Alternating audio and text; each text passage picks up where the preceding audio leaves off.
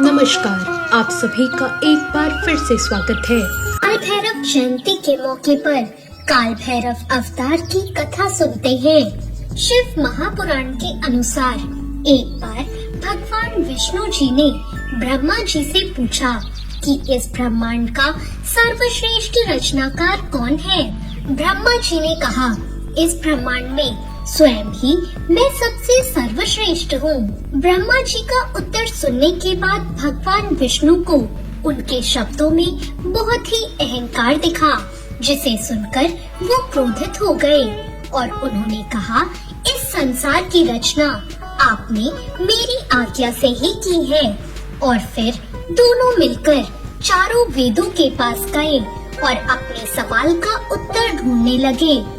सबसे पहले वे ऋग्वेद के पास पहुँचे और उन्होंने ऋग्वेद से प्रश्न किया कि इस ब्रह्मांड में सर्वश्रेष्ठ कौन है। ऋग्वेद ने जवाब दिया, शिव ही सबसे श्रेष्ठ हैं। वो सर्वशक्तिमान है और सभी जीव जंतु उन्हीं में समाहित हैं। इसके बाद जब ये ही सवाल यजुर्वेद से पूछा गया तो उन्होंने उत्तर दिया, यज्ञों के द्वारा जिसे हम पूजते हैं वही सबसे श्रेष्ठ है और वो भगवान शिव के अलावा कोई और नहीं हो सकता। और सामवेद ने भी इसी प्रश्न का उत्तर दिया कि विभिन्न साधक और योगी जिसकी आराधना करते हैं वही सबसे श्रेष्ठ है और जो पूरे विश्व को नियंत्रित करता है वो त्र्यंबकम यानी भगवान शिव है। अथर्ववेद ने भी कहा, भक्ति मार्ग पर चलकर जिसे पाया जा सकता है, जो इंसानी जीवन को पाप से मुक्त करता है, मनुष्य की सारी चिंताएं हरता है, वही शंकर सबसे श्रेष्ठ है। चारों वेदों के उत्तर सुनने के बाद ब्रह्मा जी का अहंकार शांत नहीं हुआ और वो उनके जवाबों पर जोर जोर से हंसने लगे। इतने में ही वहाँ दिव्य प्रकाश के रूप में महादेव आ पहुँचे। शिव जी को देखकर ब्रह्मा जी का पांचवा सर क्रोध की अग्नि में जलने लगा। उसी वक्त भगवान शिव ने अपने अवतार की रचना की और उसे काल का नाम देकर कहा कि ये काल यानी मृत्यु का राजा है। वह काल मृत्यु का राजा कोई और नहीं, भगवान शिव का अवतार भैरव था।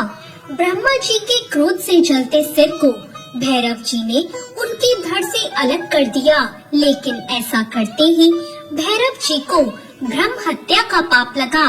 तब भगवान शिव ने भैरव जी से कहा, अब तुम्हें ब्रह्म हत्या का दोष लग चुका है। इसकी सजा है कि तुम्हें एक सामान्य व्यक्ति की तरह तीनों लोकों पर भ्रमण करना होगा। जिस स्थान पर यह शीश तुम्हारे हाथ से छूट जाएगा वहीं तुम इस पाप से मुक्त हो जाओगे। शिव जी की आज्ञा पाकर काल भैरव तीनों लोकों की यात्रा पर चल दिए। तीनों लोकों की यात्रा करने के बाद वो काशी पहुँचे। काशी भगवान शिव की नगरी है, जहाँ वह बाबा विश्वनाथ के रूप में राजा के तौर पर पूजे जाते हैं। यहाँ गंगा के तट पर पहुँचते ही भैरव बाबा के हाथ से ब्रह्मा जी का शीश अलग हो गया और भैरव बाबा को ब्रह्म हत्या के पाप से मुक्ति मिल गई। काल भैरव के पाप से मुक्त होते ही वहाँ भगवान शिव प्रकट हो गए और उन्होंने काल भैरव को वहीं रहकर तप करने का आदेश दिया।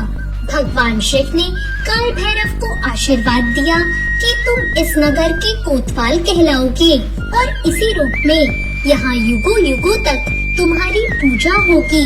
भगवान शिव से प्रेरणा पाकर जिस स्थान पर काल भैरव रह गए वहाँ उनका मंदिर स्थापित किया गया।